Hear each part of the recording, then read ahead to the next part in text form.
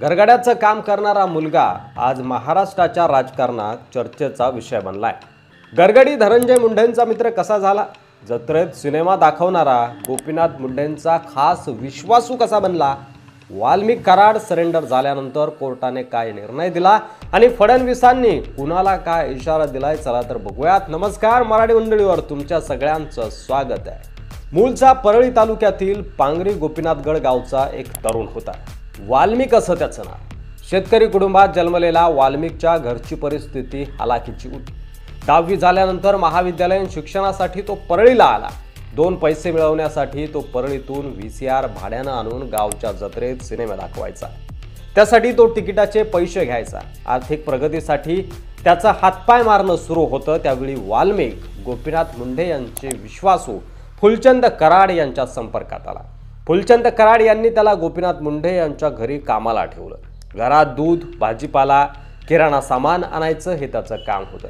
घरगड्याची सगळी कामं तो करू लागला। असं करता करता त्याने गोपीनाथ मुंडे यांचा विश्वास संपादन केला। वर्ष 1995 मध्ये बैद्यनाथ कॉलेजच्या संचालक मंडळाची निवडणूक झाली।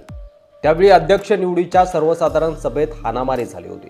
सभेत राडे सुरू असताना तत्कालीन पोलीस अधिकारी नागरगोजे यांच्या बंदुकीतून निघालेली गोळी वाल्मिक कराडच्या पायाला लागली आणि त्यानंतरच खऱ्या अर्थानं गोपीनाथ मुंडे यांचा वाल्मिक कराड यांच्यावरील विश्वास वाढला असं बोललं जातं। गोपीनाथ मुंडेंसाठी काम करत असताना वाल्मिकचा गोपीनाथ मुंडे यांचे ज्येष्ठ बंधू पंडित अण्णा मुंडे यांच्याशी संपर्क आला।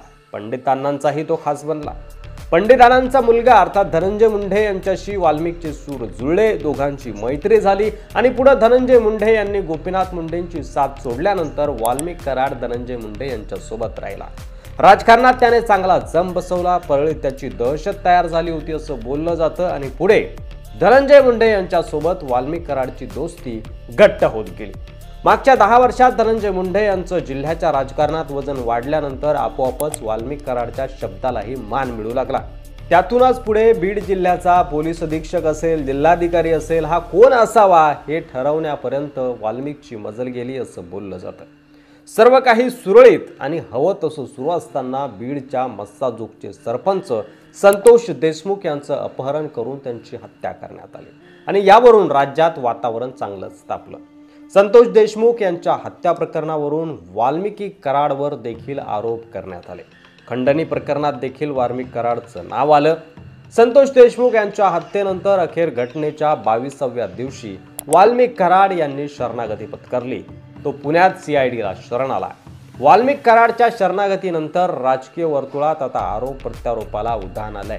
दरम्यान वाल्मिक कराडच्या शरणागतीनंतर मुख्यमंत्री देवेंद्र फडणवीस यांची पहिली प्रतिक्रिया समोर आली आहे।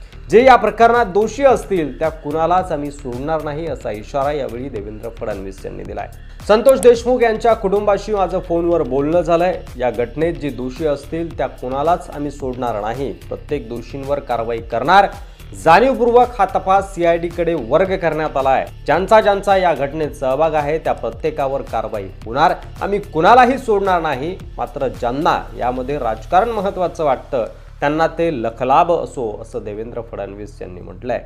त्यासोबतच जोपर्यंत संतोष देशमुख यांच्या कुटुंबाला न्याय मिळत नाही तोपर्यंत धनंजय मुंडे यांनी मंत्रिपदाचा राजीनामा द्यावा।